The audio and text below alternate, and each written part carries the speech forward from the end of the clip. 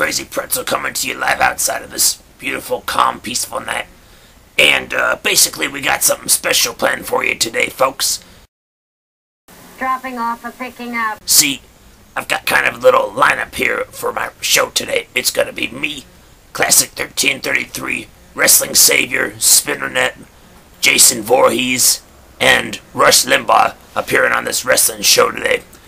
And we're just going to talk about a bunch of topics, and like I'm going to go to ask, one of them their opinions, or they might ask me my opinion, and this should be a fun show, something a little different for you. So let's just go ahead and jump right into it. I got my little weird piece of paper here with my topics on it, as I'm the host of this show because, let's face it, Crazy Pretzel runs this channel. Thanks to me, the views on this channel get a lot more than that punk-ass Classic 1333 could possibly pull. Anyway, let's jump into it. So our first topic is Daniel Bryan. Now I know this has been kind of overdone, but let's get some people's opinions of it. Jason, what do you think of the whole Daniel Bryan situation?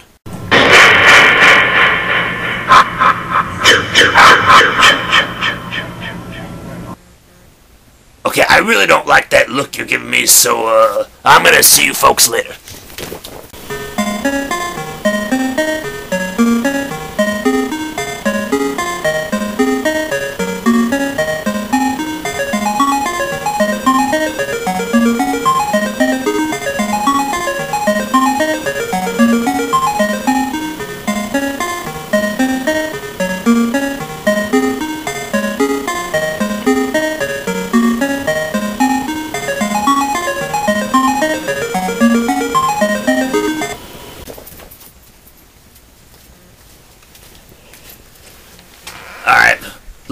Luckily, I had a ton of sedation for Jason. I put about as much as it would take down, an elephant. To take down an elephant, that's about as much sedation, anesthesia stuff I gave Jason, so hopefully he'll be out for a while. And hopefully they can put him back to Crystal Lake, Not Crystal Lake, but, Crystal Lake where he's from. Alright, anyway, Spinnernet, you pretty much already made a video about Daniel Bryan, so, I know that! Alright, I won't ask you about it. You made the video. What do I think about the Daniel Bryan situation? Well, personally, I think it's a bunch of bullshit that he got released. I mean, what did he do?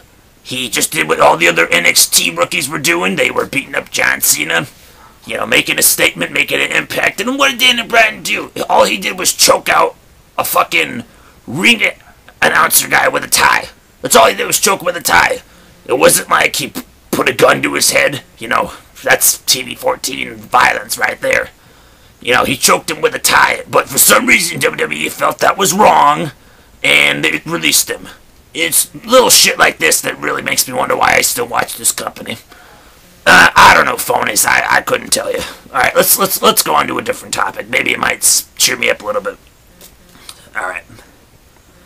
Next, we're gonna talk about the whole NXT invasion thing itself. Basically, well, I don't know. Rush, what do you think of the NXT invasion? Well, citizens, it is I, Rush Limbaugh. I'd like to thank Crazy Pretzel for inviting me to the show. But unfortunately, I don't watch wrestling because, well, it has nothing to do with my radio station. And sometimes I make an appearance on the wrestling show because, well, I like the block and I really don't like you, Crazy Pretzel. So, no, I didn't watch the show. Okay, Rush, that's fine. Wrestlingsaviour, what do you think of the whole NXT thing? So frustrated with TNA and WWE right now. I really can't watch either. I can't watch either TNA or WWE, which is why I follow the independents, why I am a Ring of Honor fan, a Ring of Honor wrestling fan, and why I... Shish! Both you guys don't like mainstream wrestling. Classic, what do you think about this one? Basically, with the whole NXT invasion, the way they're doing it so far, I think they're doing a pretty good job with it. The only thing I would have liked to have seen was, on Monday Night Raw when, the NXT rookies all came out to attack John Cena again, and how, all the WWE superstars made the save for him, including heels and stuff. I would have liked to have seen, the heels help the rookies in a way. I could totally see, Edge being like, you know what? If you guys help take out John Cena for me, you know, I'll see if I can help get you guys contracts. You know, I have a little stroke around here or something.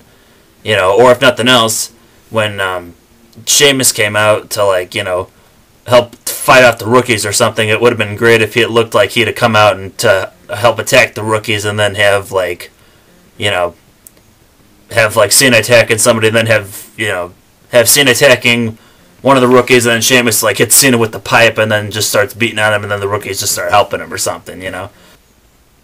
Yeah, that's a pretty good point, Classic. Alright, next topic, we're going to talk about the TNA Sting thing. Ugh. I didn't want to ask anybody about this. This is mine.